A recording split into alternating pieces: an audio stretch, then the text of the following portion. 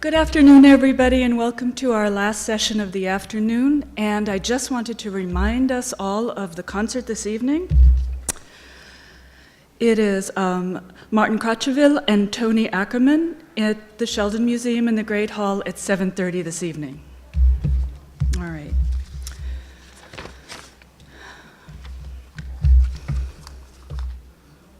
We have come together to recuperate some of that brief optimism from 1968, to commemorate and to celebrate the courage and creativity of a generation of political and cultural activists who lived in its wake.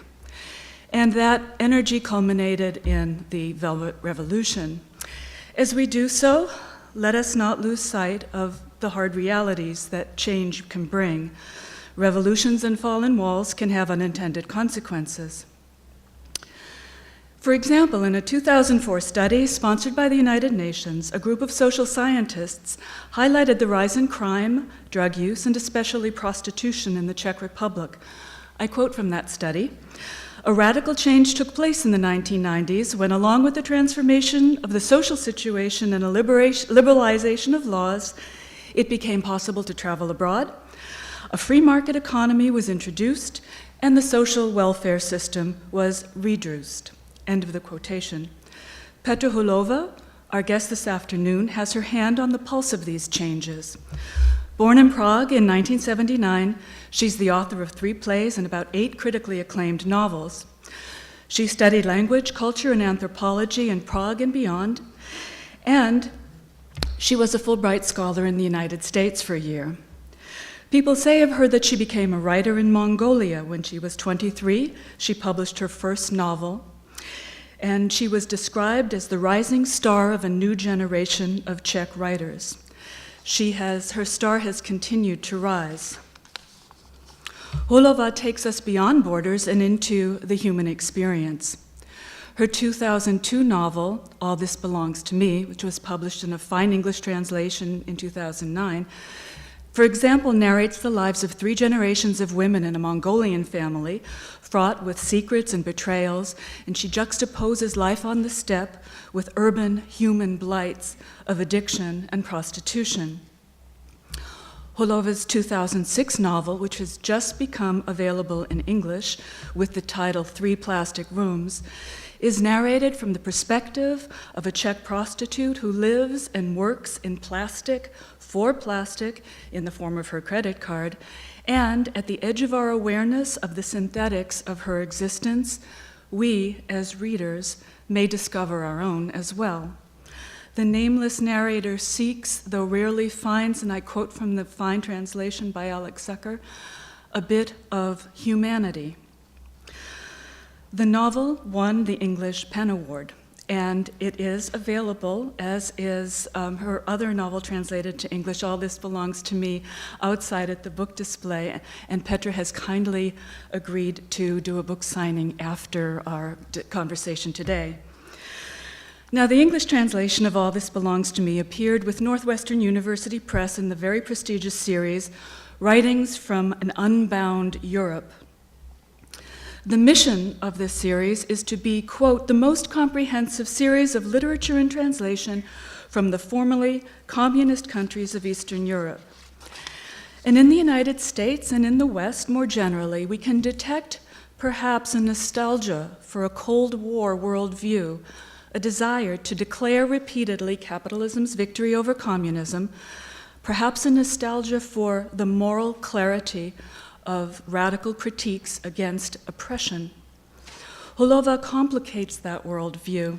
She invites us into the interstitial spaces between the global and the local, into the cramped realms of ambivalence and moral ambiguity. In doing so, she brings an important critical voice to a conversation more generally, and to this conversation in particular, about cultural legacies and political heritage after the fall of the Iron Curtain. She takes us behind the curtain and often out of our comfort zones. So please join me in welcoming Petra Hůlová to Lincoln and to the podium.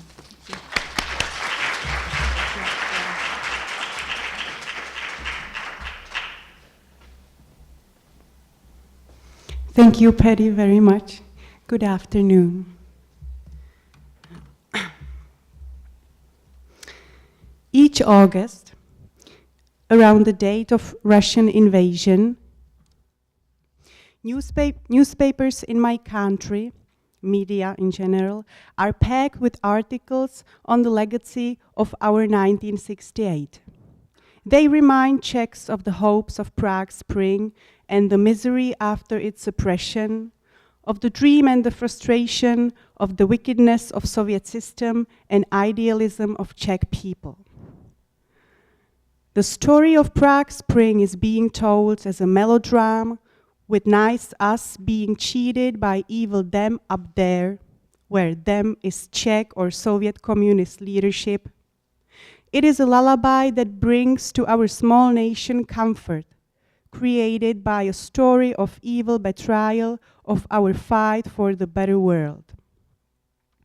Not that it would be a complete nonsense, but lullabies tend not to be intellectually very challenging. So I'm trying something a little bit different here.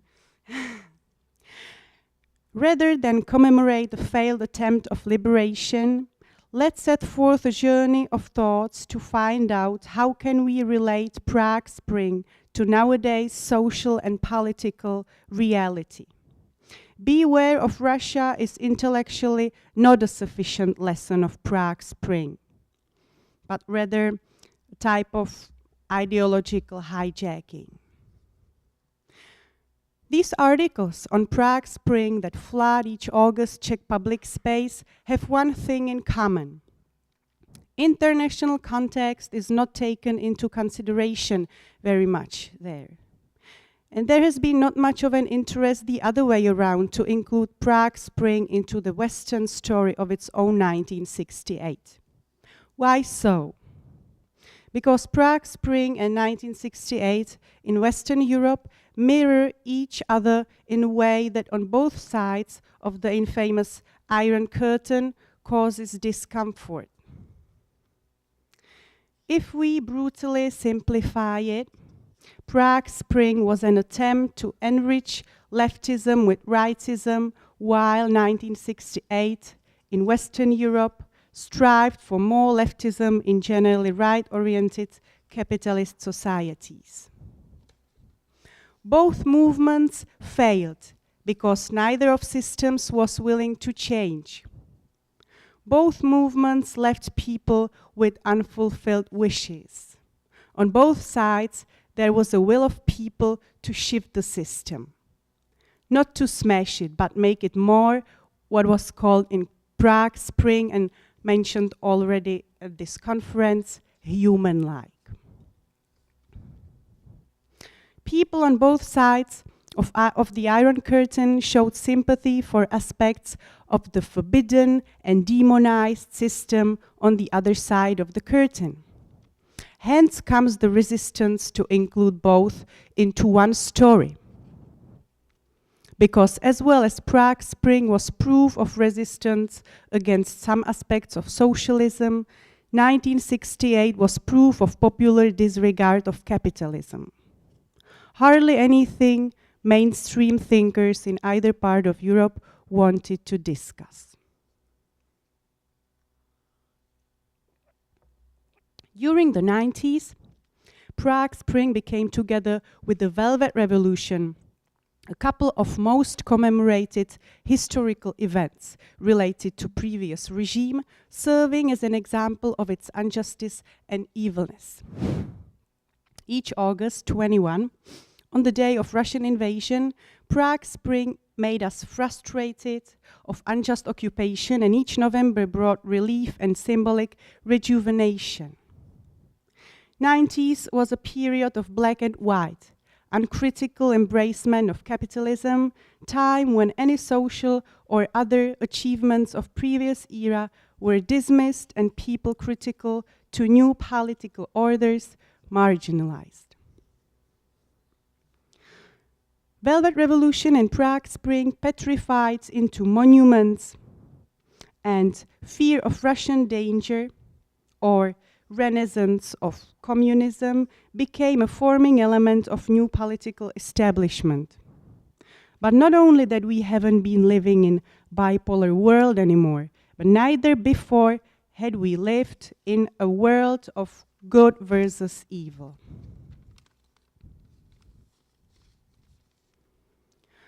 We are living in very extraordinary times. The human face of the world changes so rapidly that none of the familiar political speedometers are adequate. This is a quote of Václav Havel from his speech in US Congress during his first visit to US as president of Czechoslovakia in 1990. A fading of enthusiasm for post-communist regime went in my country hand in hand with more problematic interpretation of Václav Havel's heritage. Since once untouchable post-communist pro-democratic political elites, together with the practical results of their politics, lost their symbolic innocence, people started to ask questions. The usual critique of Havel by those who in general respect his heritage is his engagement in Iraq war. Yet I see Havel's main flaw as more broad than single act of bombing, of engagement, and rather ideological. Those who know Havel's essays from his dissident years know Havel was not only critical to communism, but to capitalism as well. Actually, he put them side by side as regimes equal in their dehumanizing capacity. But after 1989, Havel stopped doing that. We can debate the reasons, but the fact is clear. And now a moment of pure fantasy. Let's try to imagine Havel using his speech in Congress not only to celebrate end of communism in Eastern Europe, but to address how, under the veil of defending democracy, US politics brutally defends its interest worldwide and thus facilitates the rise of overall political cynicism.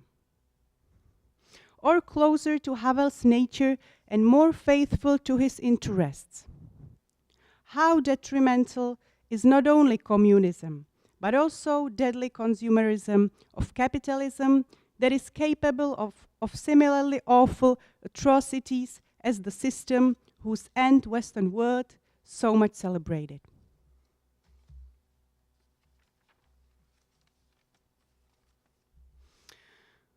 Why do I imagine this?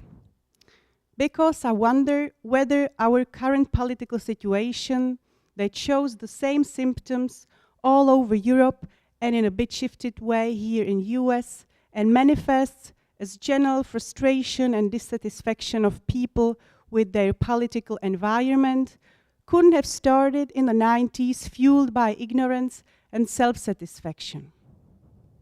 We thought the victory of capitalism and democracy in 1989 marked the final stage of political progress, which reminds me of a common communist slogan which has been mocked at after 1989. With Soviet Union forever and ever after. How could one laugh at this slogan and at once take eternality of his own regime for granted? We got a bit further from Prague Spring than you might have expected. But we are still on the track of what Prague Spring means for us in 2018.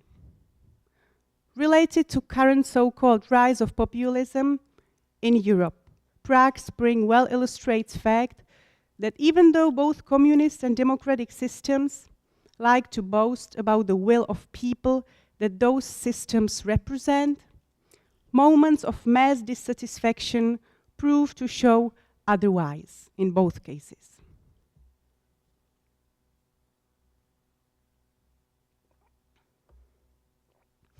In that sense, I'm not the first one who mentioned this here.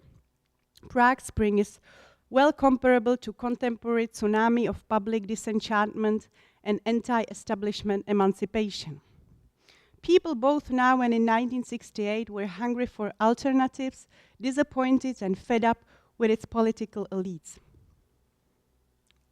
But whereas Prague Spring was filled with hope, current wave of discontent is fueled by fear instead. And unlike in 1968, intellectual elites are not on people's side, and neither people favor them. To simplify it even more, Prague Spring was rising people plus progressive intellectual elites against the establishment.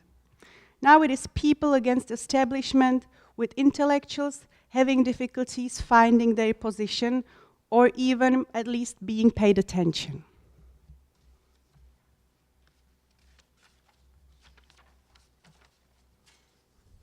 Why so?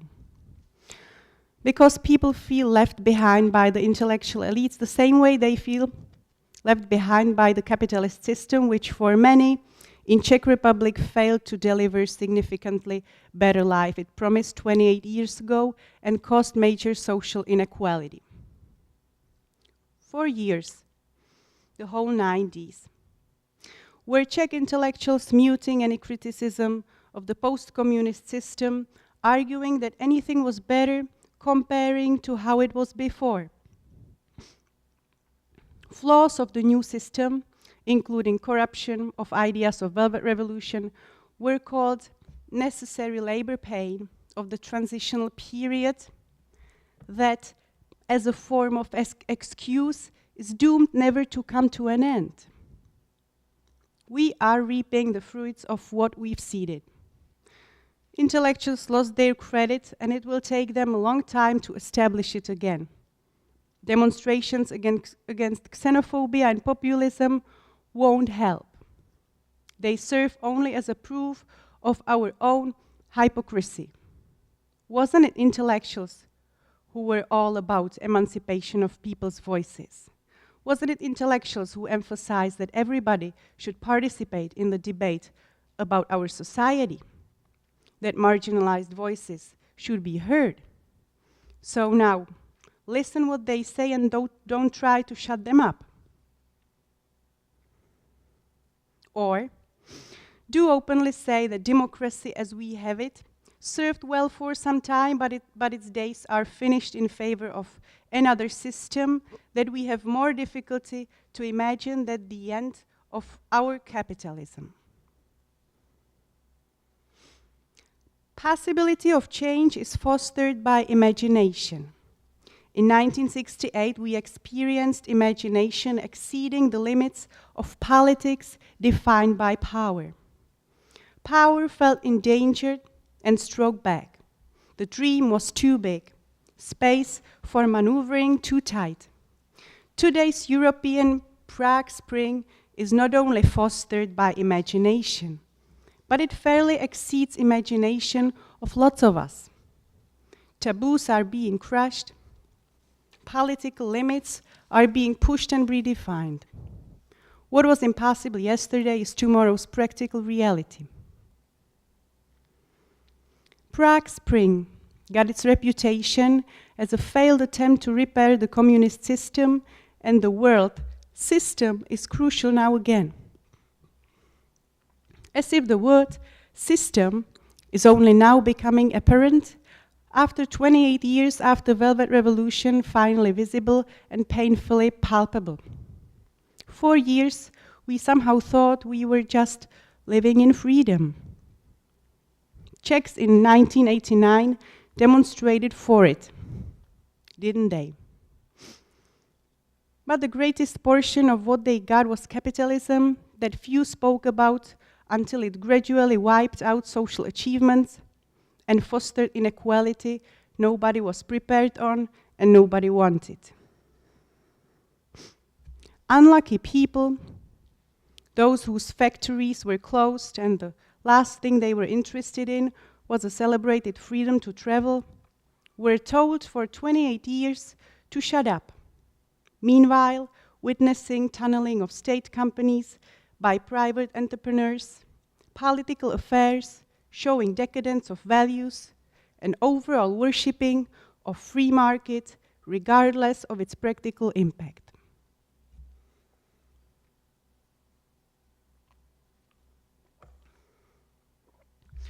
Frustration we face is a result of long processes that have been piling up in Czech society for the last 28 years, but have been overlooked and dismissed. Rising inequality, amount of in-debt people, moral decadence of politics. For those who were aware of the situation, the current rise of populism isn't surprising. Some journalists like to describe the situation as if people went crazy. No, they just lost their patience.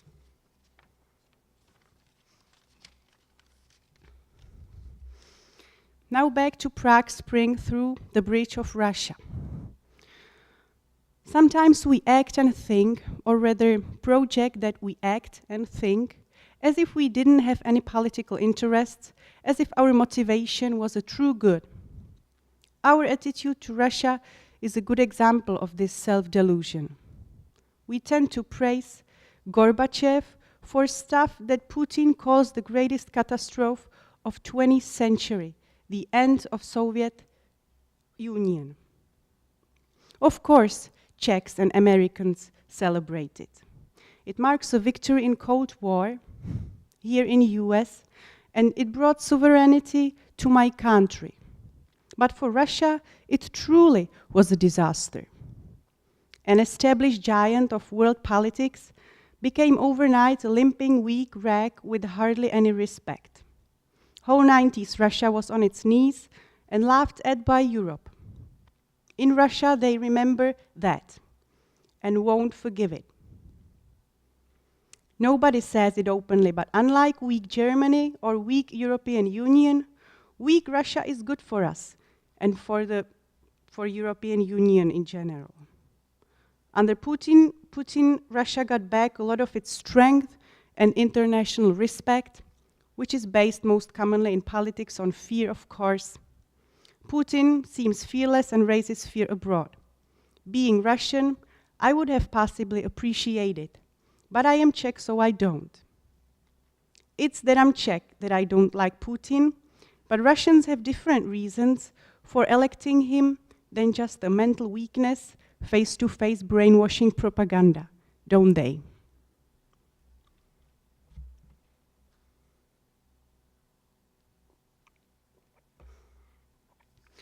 People are fed up with politics. We know it already. No wonder. Also, media, regardless on their political leaning, present politics as opportunistic power struggle with ideas just only as something on the side. Nonetheless, we still push people to legitimize it. Why do we perceive those who don't vote, who don't want to participate in this open comedy, as irresponsible? Who wants to feel like a fool again and again?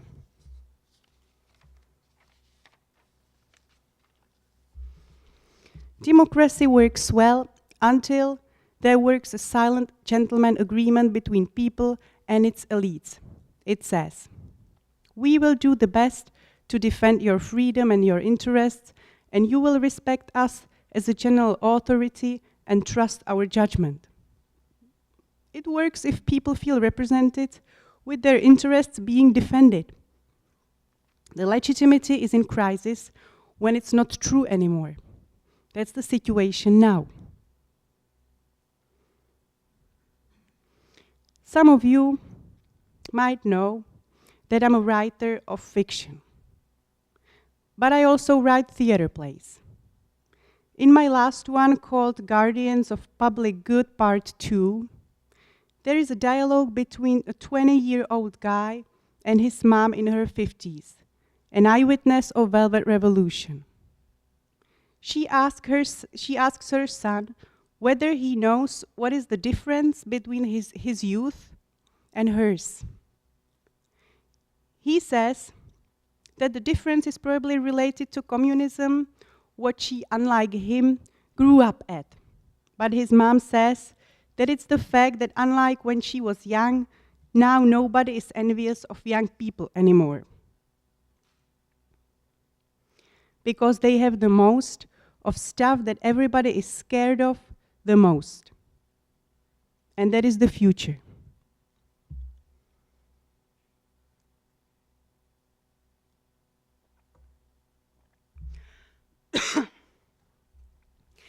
In 1968, there were different worlds divided by Iron Curtain. Now we are together in the same globalized whole of capitalism. But instead of scolding at globalization, I have a question for you. You immigrants, you Americans, not Czech immigrants, in this room, aged over, let's say, 55. The question is,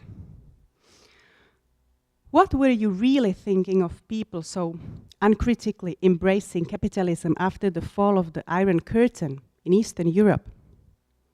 Didn't you consider them a bit naive, a little bit funny? All that overt enthusiasm? You, unlike Eastern Europeans, weren't thinking of capitalism as a paradise, were you? Or is it more like that in the 90s, everybody was full of enthusiasm about future regardless of nationality? Or was the start of capitalism in Eastern Europe too blurred with celebrated beginning of democracy that its character went unnoticed? Sometimes I think, why no intellectual authorities from the West who had long experience with capitalism and visited Eastern Europe in the beginnings of 90s or were informed about the situation there haven't sent a public message like, hey guys, just be careful. This transformation from communism to capitalism might be damaging not only when it's not made quickly enough, as we heard so often during the coupon privatization, but you better don't have an ambition to emulate our capitalism, because it has given us these and these problems, or at least try to avoid these problems. Let's learn from our mistakes. Something like that. Were these warnings from the West? Were there these warnings from the West, but we in Czechoslovakia just haven't paid attention? Had they been not, then why? I am aware that by this reproach, I position myself where I actually hate to be, into a ridiculous someone who is upset that she wasn't taken care of the way she'd like to be. However, for more than 28 years, we've been taught to look up to you, Western Europeans and Americans. It's deeply in our blood, our complex of inferiority. We've been taught that we've been living in shame for 40 years of the communism, where Prague Spring, even with its dark ending, was one of very few bright spots, and the only real reason to be proud on ourselves was Velvet Revolution in 1989.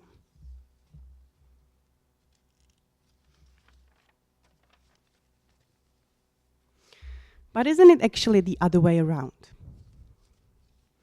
That experience of 40 years of communism taught us a lot about us and society in general.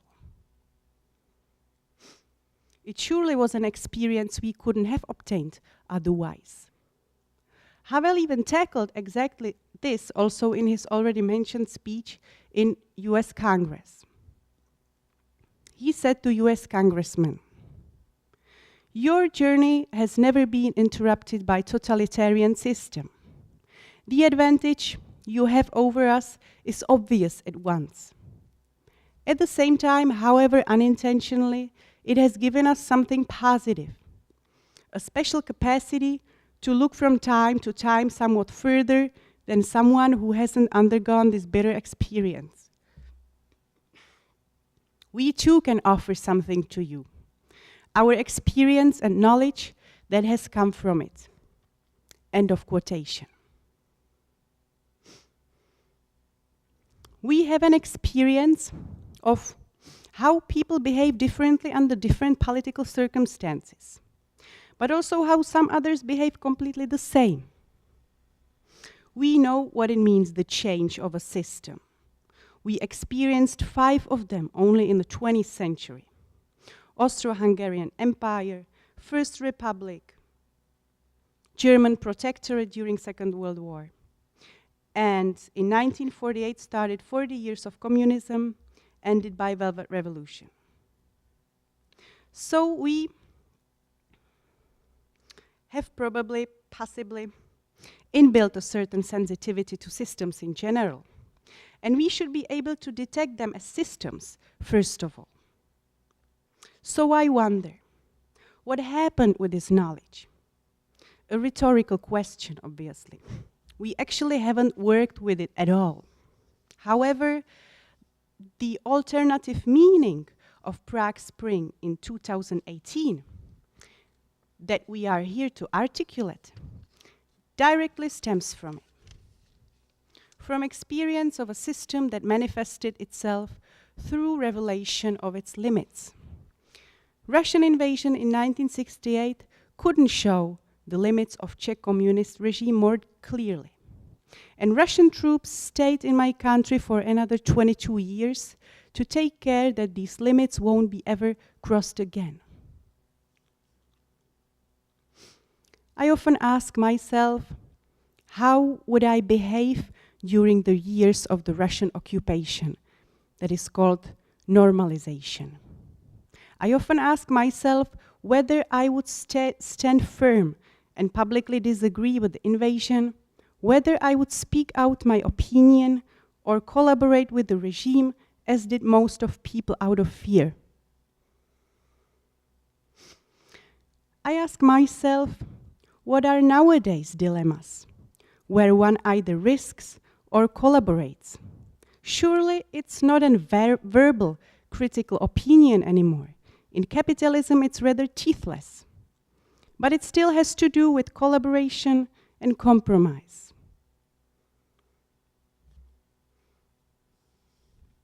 The opposition after the Russian invasion was limited onto dissident movement of intellectuals and so-called underground of rather apolitical young people who gathered around illegal music scene.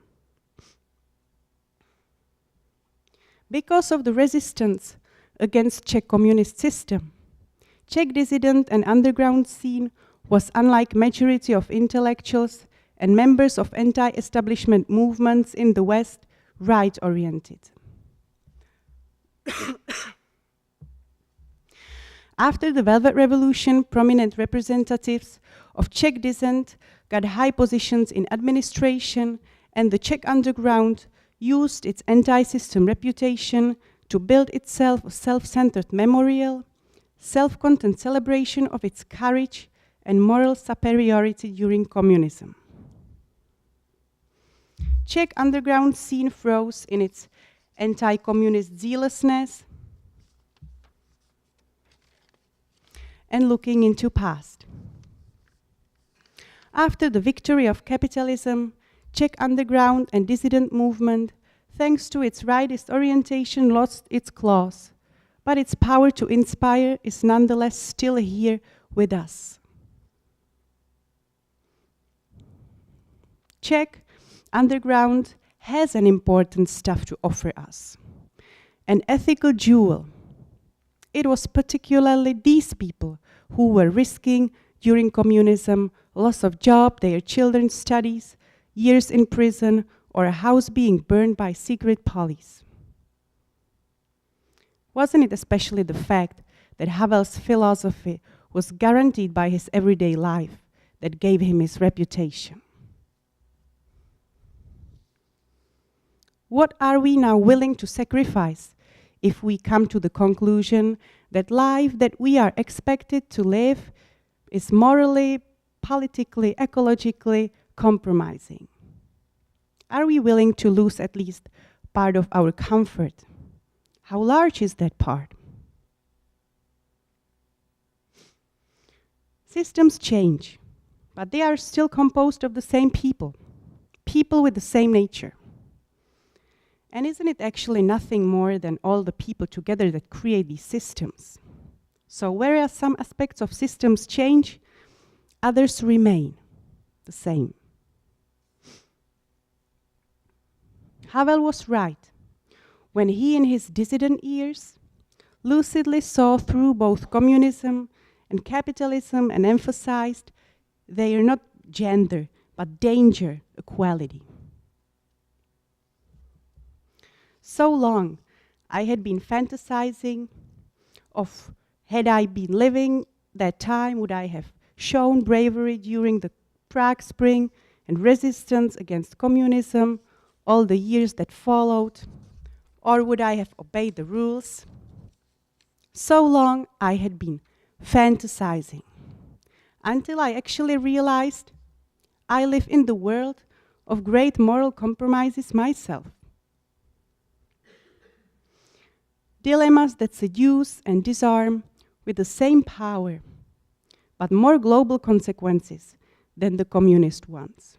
That we live, similarly as the generation of my parents, subjugated by our regime, but it masters a global power, and signs of decadence of this regime, unlike those of communism, in my parents' youth, don't trigger hope for the better future, but fear. Havel thought that our communist experience might be perceived not only as stripping us of our dignity, but as a source of our raised sensitivity towards systems in general. This thought, unfortunately, never established. It's one of Havel's thoughts that as if he never said. Yet it seems so important, especially now, when recognizing a tough and merciless system under all veils of freedoms and consume possibilities is harder than to uncover crippleness of communism, whereas the need not to compromise is of the same urgency as during communist times. Let's at least acknowledge that now we are there together. Thank you.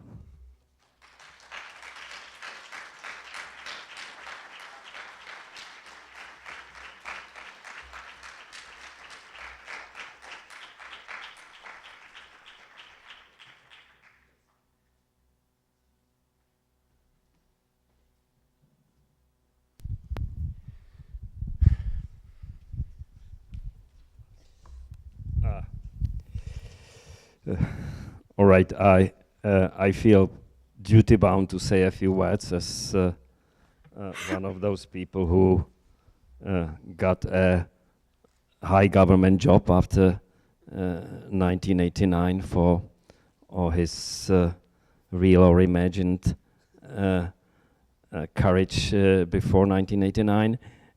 I wanted to thank you, Petra, for asking some very important questions and questions that are not comfortable to people of my generation, and because we also need to be asking ourselves what went wrong and what is responsible for the wave of discontent and dissatisfaction of young people in particular in our society in the Czech Republic, but not only in the Czech Republic, also in most countries around Europe, and to a degree in this country as well. I just want to take issue with some of the things that you've said, because I think you started quite rightly with what was happening on the both sides of the Iron Curtain in 1968, and compared our reform process with the wave of discontent in Western Europe and in the United States. But as many people do, I'm afraid that you chose a false symmetry between the two processes as if they were politically and morally equal. They were not. And it's the easiest way to prove it is to look at the consequences of the two processes. The people who protested in Paris, in Berlin, in Chicago and elsewhere went on to become members of parliament and leaders and ministers and the pillars of the society, whereas the people who were protesting in Prague went on to become window cleaners and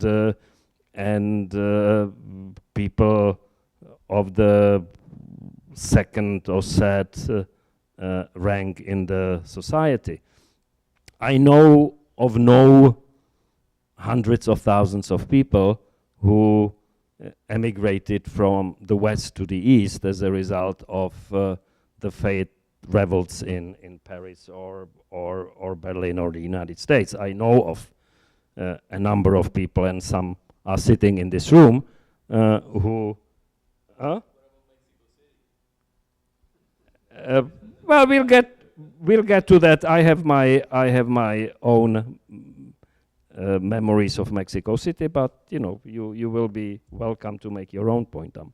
I'm sure. So this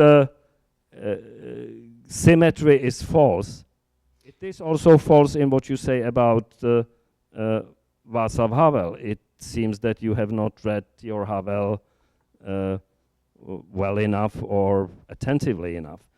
Havel never says that, never draws a parallelism between communism and capitalism in his essays. What he says, that they both have common origin in the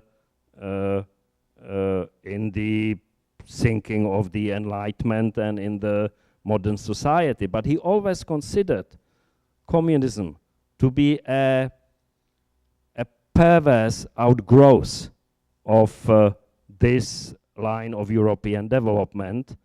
And in this, it was, in his thinking, always something much more ominous and much more tyrannical than capitalism was.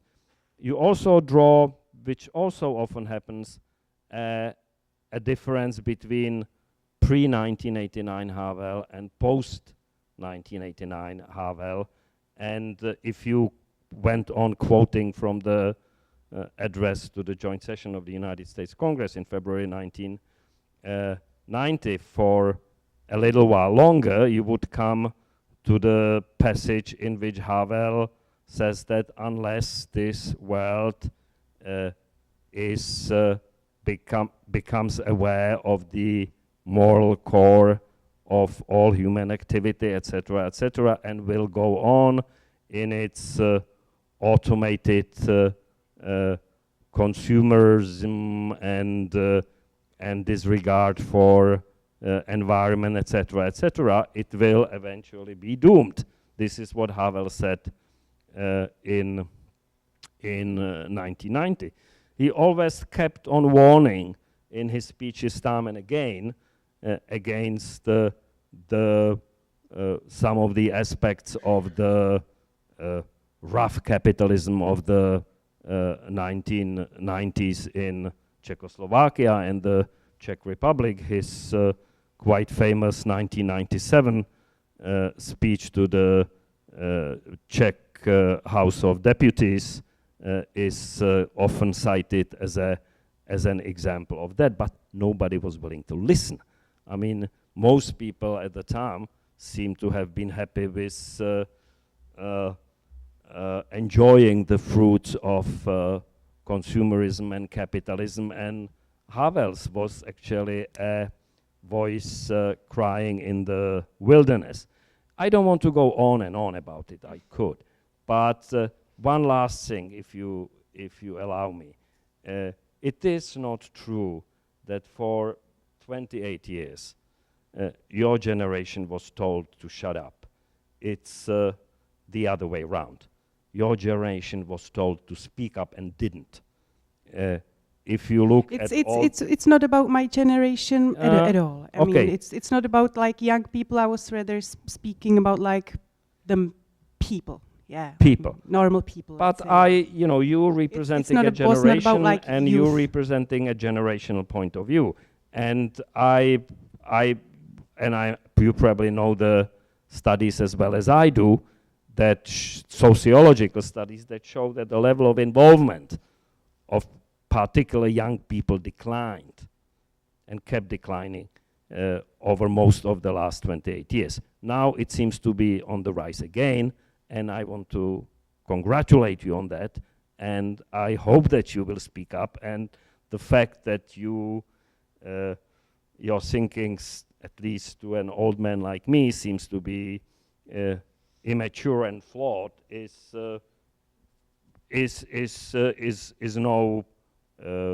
no bad thing, because that should be fitting for your generation. Thank you. Thank you for your comments.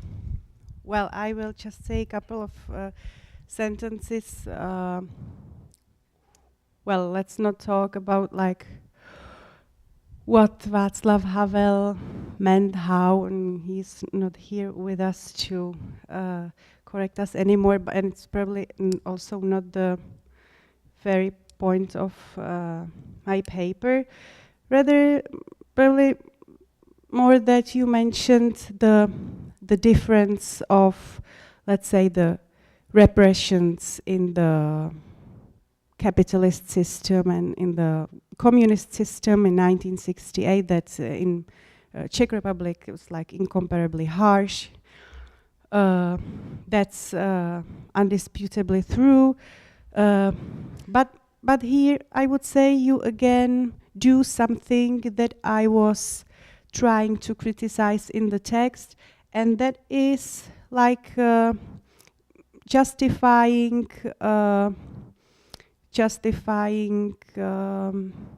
the defense of, let's say, justifying some atrocities of the system by comparing it with the other system that does something else even worse. I mean, I think that that was what was like this kind of argumentation was going on and on when like people were criticizing contemporary political situation or tunneling in economics or whatever, corruption or social problems. There was always the argumentation, hey, look, in the communist times or in communist countries, this is worse. So you did the same with the 1968 and the way it treated people. So I don't like this way of argumentation. And also in general, communism and capitalism, they have different tools how to, let's say, make people obey, or how they make people collaborate. You know, in the communist times, in the communism, what is of great danger is opinion. It's like opinion, different judgment, criticism. So it's being punished harshly. But in the capitalism, that's not really what matters. So the fact that in capitalist society, for your criticism, you don't go to prison, it's not a justification of it's not a proof of its good. It's just an example of like different strategy of the system, you know. So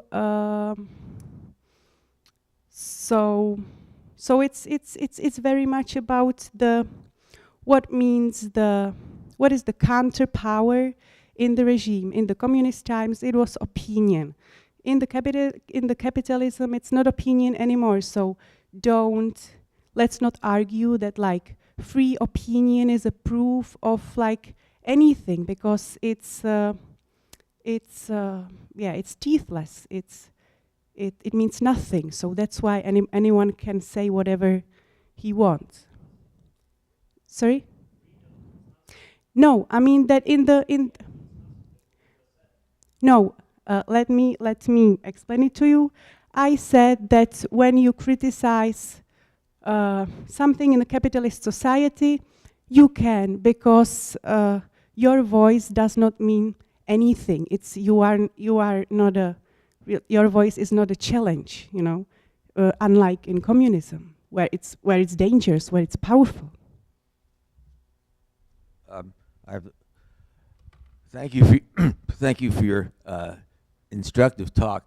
I agree with you, and as an older person from America or Western Europe, I think, you know, I on behalf of the group take some responsibility in not pointing out some of the flaws of the free market economy. But I think that, to use a word that you use, and you used very well, those of us here were seduced by some of the benefits of capitalism. It was very hard to object to it, to step out of the capitalist world, because particularly after the Velvet Revolution, things were going very, very well economically. People had amenities, they had luxuries. It was very hard for people to say, no, don't follow that path.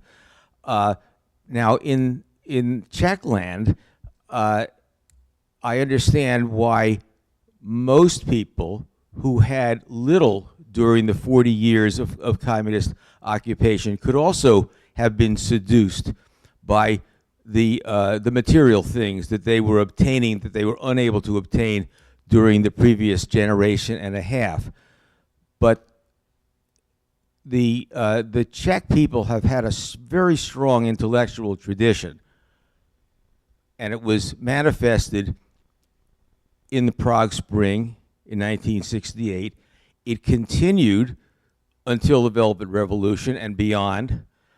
There also was the ability, which maybe people didn't have in the 1930s and 1940s, to watch television and to see what was happening elsewhere, to read newspapers, which they may not have been able to do previously, to hear people who had traveled and come back, to read books, to listen to the radio.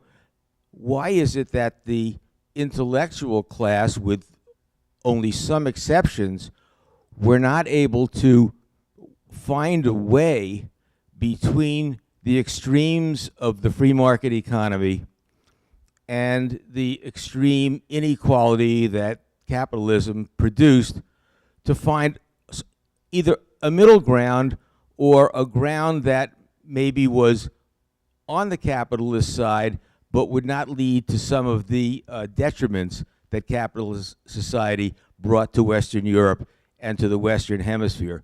What happened that was the intellectual class also seduced by the material benefits, or what happened that the Czechoslovakia and then the Czech Republic was led down the same path which you rightfully criticize as bringing the inequality that free market economy often does? Well, I think the answer is very simple, and I think I mentioned it already here, that any kind of attempt to, let's say, make capitalism softer in any more like remarkable way was considered and labeled as like crypto communism. It was like stigmatized. This way of thinking was stigmatized. So it was just this way. That's it. Yes. So it was kind of a it was sort of shameful in a way to come up with this idea because it would label you and not in a nice way, and that's why you rather keep it for yourself, because otherwise most of people would not go with you in any way mentally. Yeah. Yes, Bruce Garver, který byl studentem v Praze před 50 lety. I too thank you for a stimulating talk and asking questions, certainly from a younger person's perspective, but nonetheless questions that are deserving careful and critical thought by everybody in the room. I don't wish to sound like an old fogey, maybe I do. Certainly chronologically, I'm in that situation. But I'd like to look at the thoughtful things you said in two ways. One would be in a historical perspective, looking back at what I've learned about Czech history and having studied it now for close to 55 years. And the other would be to look at it in an American perspective with what is true of our country and every other country in three ways. And that would be a comparison, if we're going to compare one system to another, let's say the pre-1990 Soviet system or the pre-1945 German Third Reich system or the pre-1918 Austria-Hungary or Imperial German system, and those of Western Europe and the United States. And that, I would suggest you might look at what you've studied and thoughtfully interpreted in three different ways. One would be the contrast of, and this is what I sort of missed in your talk, one would be the contrast between the ideals that motivated the Western representative governments with a capitalist economy, regulated to a greater or lesser degree, to look at those ideals as means of achieving human betterment. And then look, as you've already done, you've done that, look at the reality.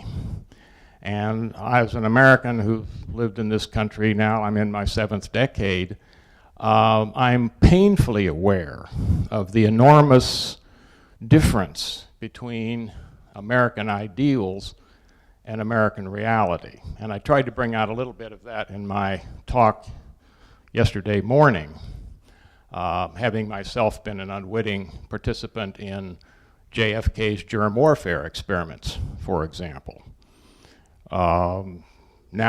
We now have in this country, and I hope they will remain intact, legal safeguards against this type of creating unwitting participants in potentially dangerous experiments. This isn't to say it couldn't happen, but it's up to us to see that they don't. Now, the third way I would perhaps suggest you might look at these differences is to look in each case at the gap, if you will, or the discrepancy between the ideal and the practice. And there is always going to be this difference. Now, I always believed, from having lived in communist Czechoslovakia on total about 1 year and 3/4 on 3 different occasions, that the gap between the ideal and the reality was larger in the Soviet bloc, considerably larger than the gap in reality, which was big enough that I noticed in the United States or in other countries I know pretty well, Italy, France, and Great Britain. And look at that gap between the ideals and reality and how that's been carried out. Finally, to look back at Czech history and its controversial interpretations. I wrote a book on the origins of the first Czech political parties. One example of youth feeling betrayed by age and experience, if you will, is after the Mladočeska strana, the Narodní svobomyslná strana, how after the Omladina demonstrations of youth in 1893, in a sense, made an agreement with the Habsburg government and the Bohemian Moravian Großgrundbesitzer. Youth felt betrayed. Some of these men later went on to be founders of the First Republic.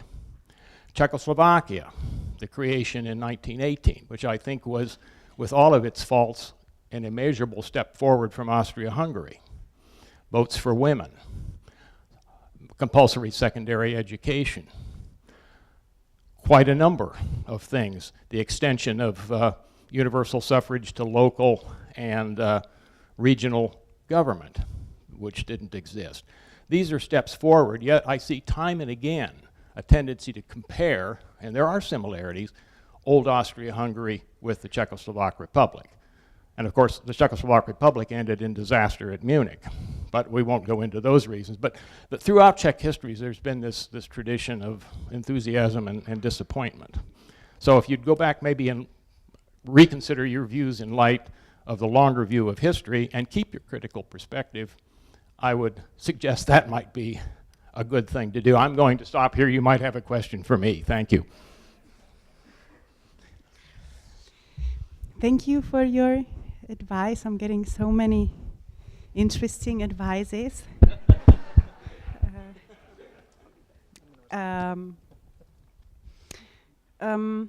Well, you said a lot of things.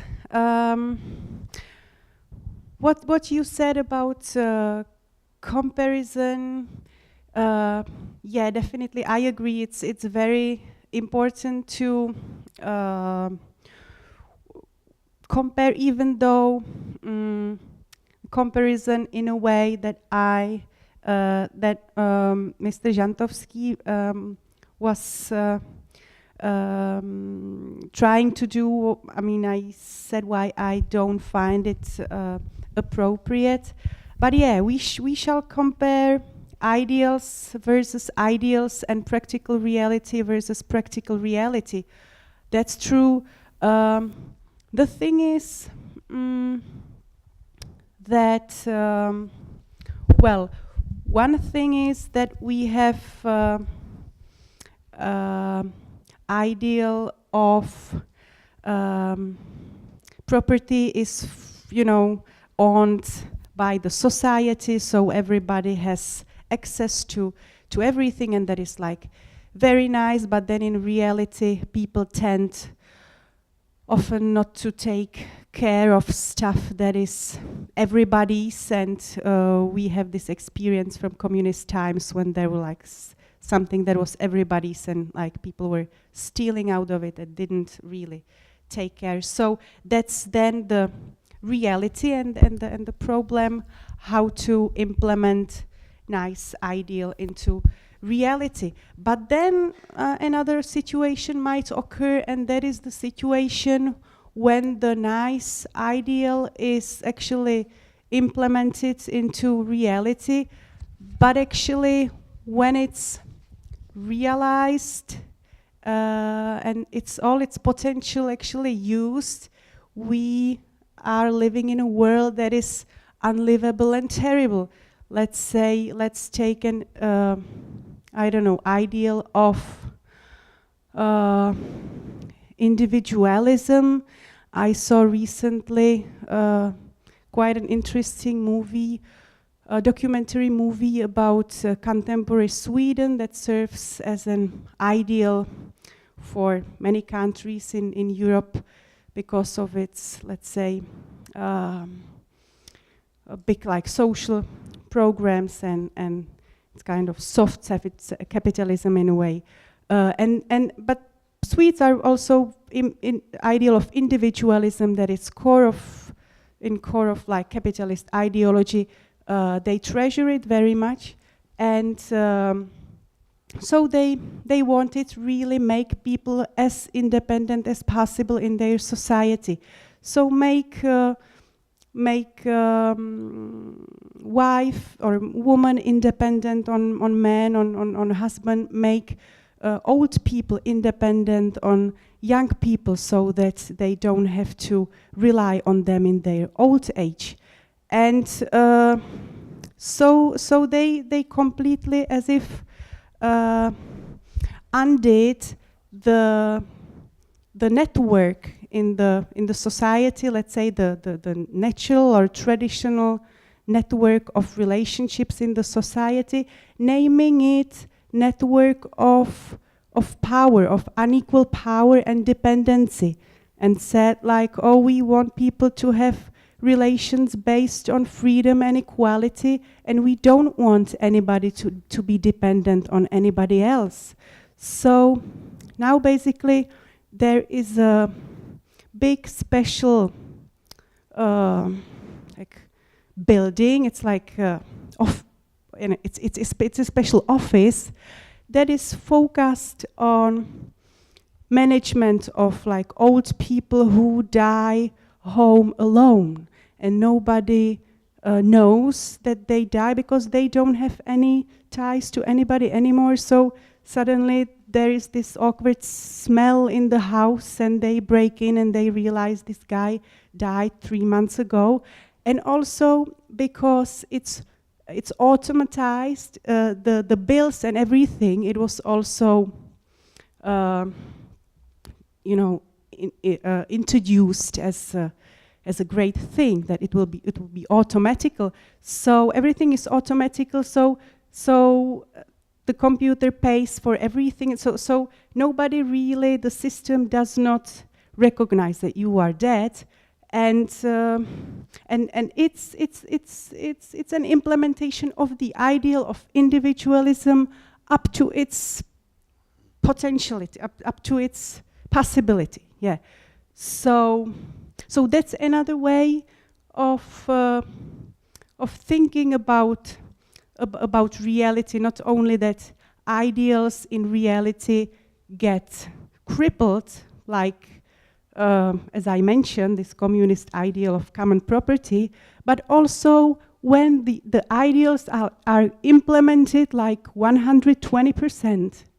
And that's, I think, is rather a problem of capitalism, that there are these like nice ideals, but then when they are implemented, sometimes it's just it ends up in like a horror, alienated life that like it's unlivable.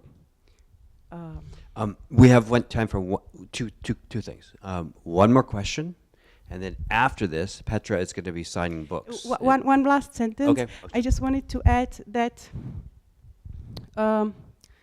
the difference between ideals of capitalism and communism, and both are interesting, is that, let's say, when I mention ideal of common property, you will, or there will be immediately someone who will say, okay, common property, but let's see how it ended up in communist states. You know, it's like nobody took care about this stuff.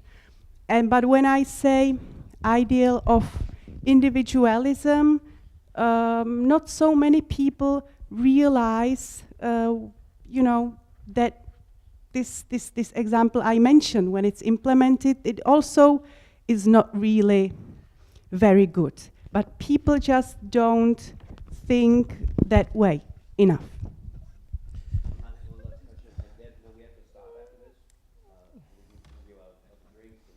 We have people that, technicians, etc. And then there's a book display outside that I'd like everyone to have the opportunity to buy, or to view books. So, okay, Patrick. Thank you. I enjoyed your remarks, and it's an extension of the discussion we were having the other night. I really appreciate it and been thinking about that. I wanted to make one historical correction from the American side to the original questioner to you, and this idea that capitalism and the United States in particular, I'm a historian of the 60s here at the university, and it's just simply not true that the American regime is softer, I would argue, particularly when you look through the lens of race. So you are right now down the road a few miles from the longest serving political prisoner in the United States today, who is a black member of the Black Panther Party, who was incarcerated in 1970.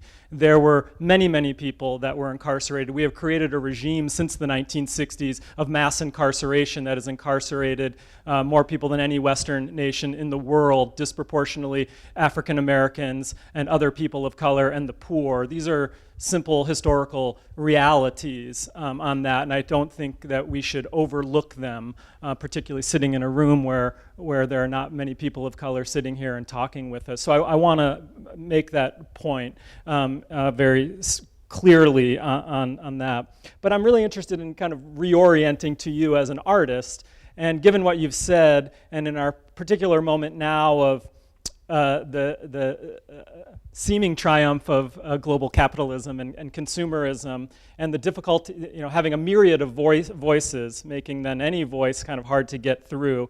I wonder if you could talk just more about how you see your role and the role of artists in addressing the political and existential quandary we find ourselves in today, and how you see your voice mattering in a landscape where there's so many voices, and when it's easy for culture to be commodified and sold back to us and thus diluted or its power undermined and things too. But I just wanted to kind of reorient back towards, maybe have you talk a little bit about just what you're thinking about your role as an artist and your voice as an artist in the kind of landscape that we find ourselves in today.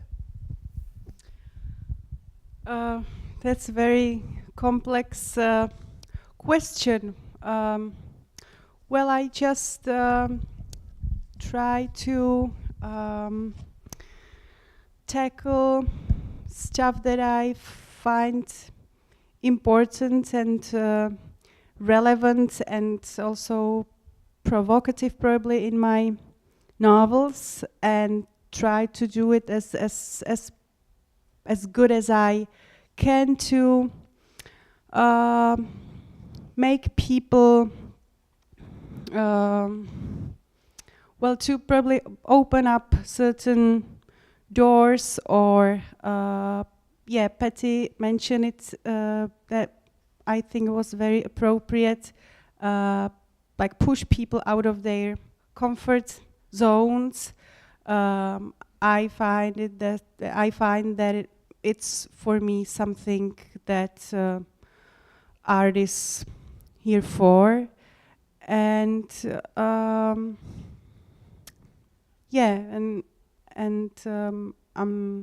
I just try to be sincere and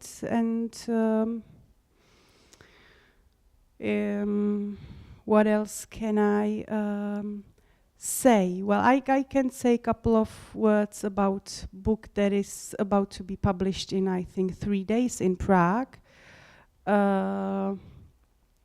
In Torst publishing house, we have also publisher Viktor Stoilov over there, and it's because it's like political, let's say, and about something about contemporary time. It's a dystopian novel from near future, and it's about, there is this movement, this like radical humanistic / feminist movement that takes over the discourse in the society, and this representatives of members of the movement, they say the quality of woman is like spiritual, inner, really matter of like character and stuff like that. That's what's the value of the woman. It's not about her beauty or age as are the traditional matters of interest.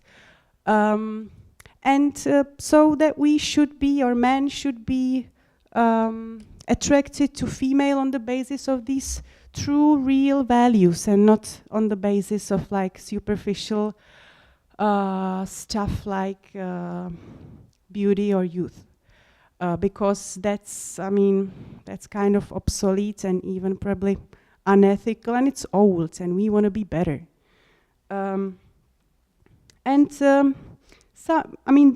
It becomes like successful mainstream. That's the society. That's how it. That's what's the mainstreamish thinking, and most men, they accept it. Well, some of them they don't, and they are sort of parked in these re-educational institutions where they are taught how to become like true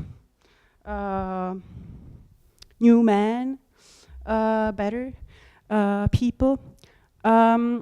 And the story is told by a lady who is a lecturer, who works as a lecturer in this re-educational institution. So she tells a story of the history of the movement. That's the name of the story, Brief History of the Movement.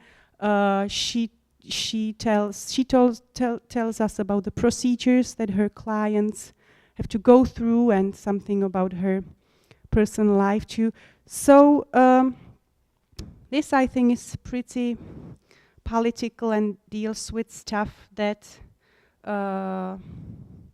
people think about a lot now. And what was my aim was to not to